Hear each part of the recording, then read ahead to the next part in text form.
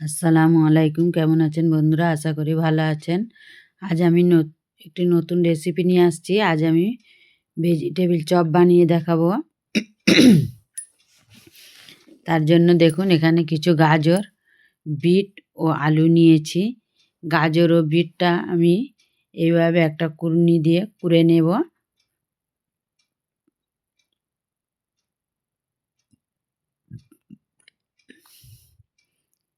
দেখুন আমি গাজরটা কুড়ে নিয়েছি। এবার বিটটাও কুড়ে নেব।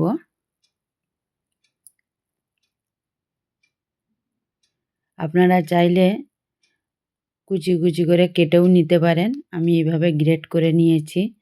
আপনারা কুচি কুচি করেও কেটে নিতে পারেন। দেখুন আমার গ্রেট করা হয়ে গেছে। এবার আলুগুলোকেও এইভাবে কেটে নিয়েছি, সেদ্ধ করতে দেব। দেখুন গ্যাসটায় জ্বালিয়ে আমি সেদ্ধ করতে বসিয়ে দিয়েছি। আলুটাও আমার সেদ্ধ হয়ে গেছে। এবার এটা ম্যাশ করে নেব।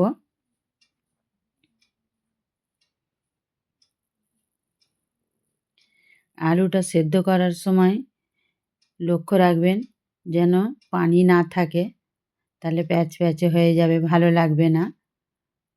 শুকনো শুকনো মাখা হলে সেটা ভালো লাগবে। এবার আমি গ্যাসটা জ্বালিয়ে কড়াই বসিয়ে দিয়েছি। কড়াইয়ে সামান্য তেল দিয়ে দেব।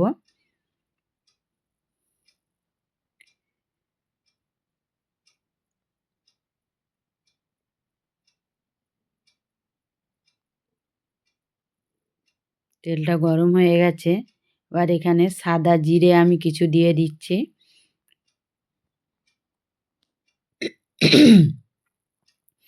এবার গাজর কুচিগুলো দিয়ে দেব।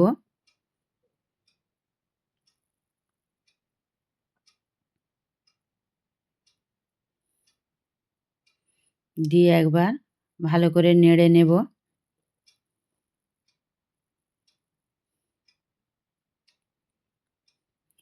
এবার গ্রেট করা বিটটাও দিয়ে দেব।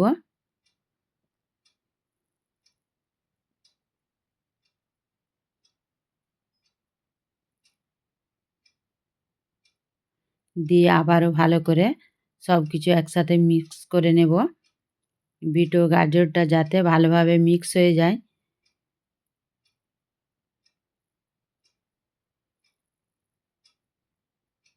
এই পর্যন্ত ভালো লাগলে বন্ধুরা লাইক, কমেন্ট ও শেয়ার করবেন।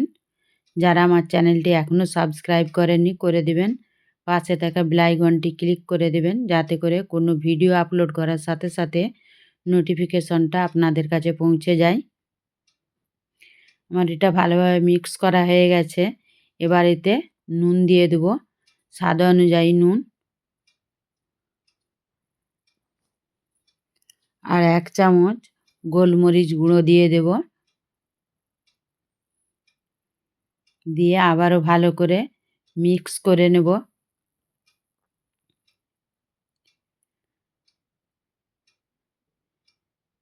এটি বাড়িতে বানিয়ে দেখবেন, একদম পারফেক্ট দোকানের মতোই তৈরি হয়ে যাবে।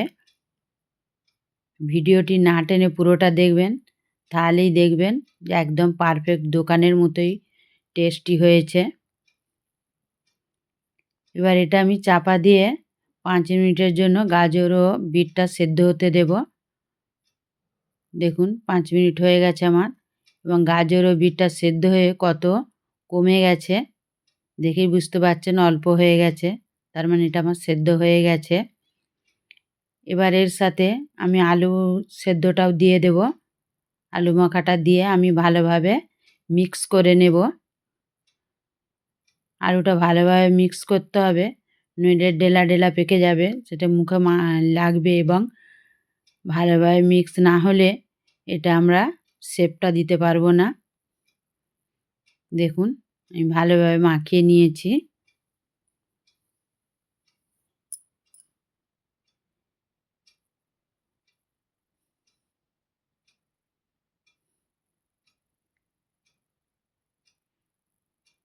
এটা মাখানোর সময় লক্ষ্য রাখতে হবে যেন খুব ভালোভাবে মাখানো হয়, নইলে শেপটা একদমই দেয়া যাবে না।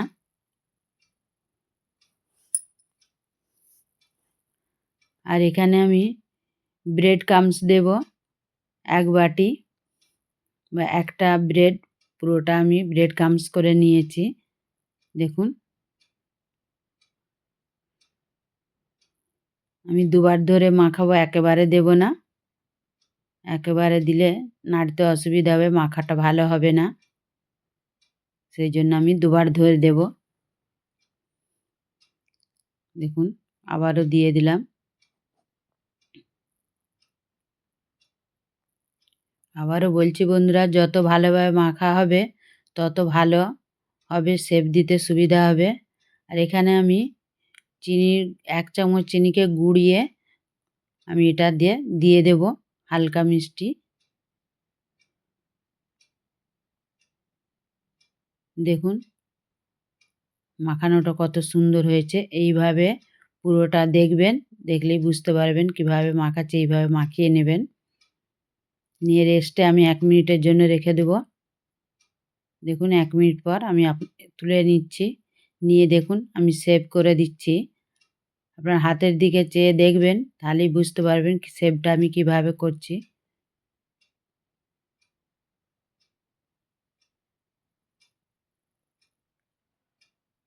দেখুন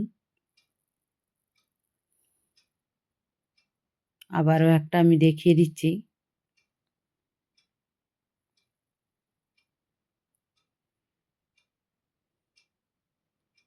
যেন ফেটে না যায়, ফেটে গেলে পরবর্তীতে তেলে দিলে ছেড়ে যাবে। এভাবে আমি সবগুলো তৈরি করে নিয়েছি। এবার এখানে আমি কিছু ময়দা নিয়েছি, আপনারা চাইলে কর্নফ্লাওয়ারটাও নিতে পারেন, কিন্তু ময়দার ব্যাটারে ডুবালে সেটা ভালো হবে, সেই জন্য আমি ময়দাটা দিচ্ছি। আর দেখুন খুব পাতলাও হবে না, আবার খুব ঘনও হবে না ব্যাটারটা। আর কিছু ব্রেড ক্রাম্বস নিয়েছি। এবার আমি ময়দাতে চুবিয়ে নেব, নিয়ে ব্রেড ক্রাম্বসে কোট করে নেব।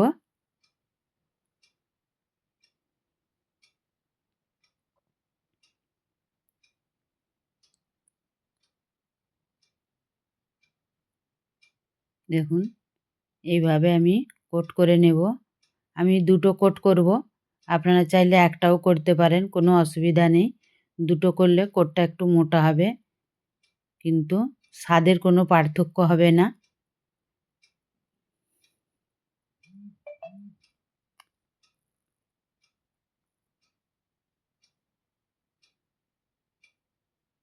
দেখুন আবারও একবার আমি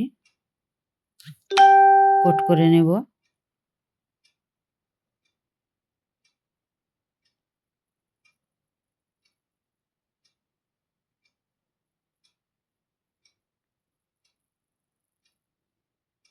এভাবে কোট করে আমি সবগুলো করে আমি দেখাচ্ছি আপনাদের।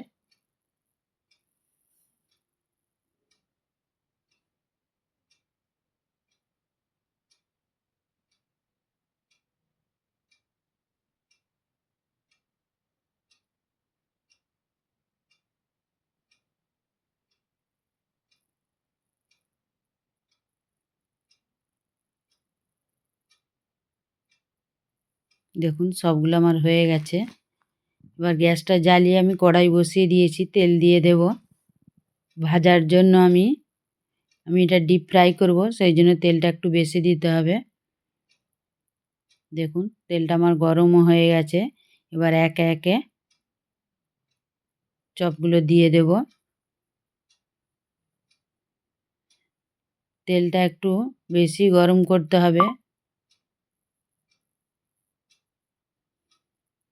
নইলে ব্রেড ক্রাম্বসগুলো সব ছেড়ে যাবে। দেখুন এবার একে একে আমি সবগুলো দিয়ে নেব। আপনারা বাড়িতে বানিয়ে দেখবেন এবং কমেন্ট করে জানাবেন আপনাদের কেমন হলো। পুরো ভিডিওটা দেখবেন, আশা করি তাহলে ভালো হবে, একদম পারফেক্ট হবে। ভিডিওটি স্কিপ করলে কোনোটা মিস করে যাবেন, সেক্ষেত্রে ভালো হবে না।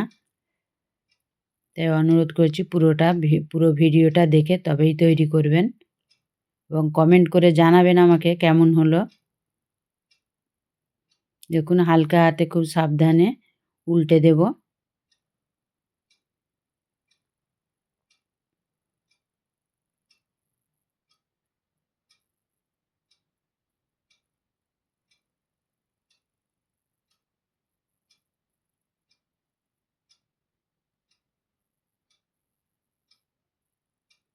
দেখুন আমার এগুলো হয়ে গেছে, এবার তুলে নেব।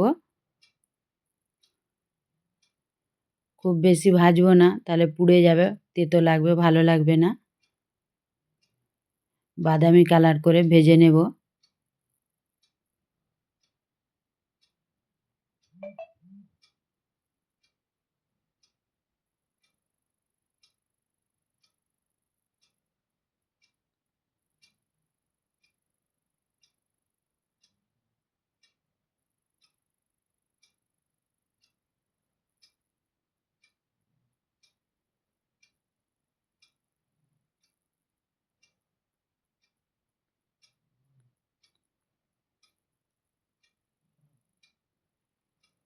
দেখুন আমি সবগুলো তুলে নিয়েছি এবং সার্ভ করে আমি আপনাদের দেখাচ্ছি।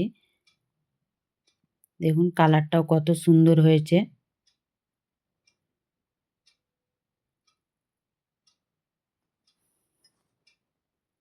চলুন বন্ধুরা, ফিরে আসবো অন্য কোনো এক নতুন রেসিপি নিয়ে। ততক্ষণ ভালো থাকবেন, সুস্থ থাকবেন। এতক্ষণ আমার সাথে থাকার জন্য আপনাদের অসংখ্য ধন্যবাদ। বাড়িতে বানিয়ে আমাকে কমেন্ট করে জানাবেন আপনাদের কেমন হয়েছে।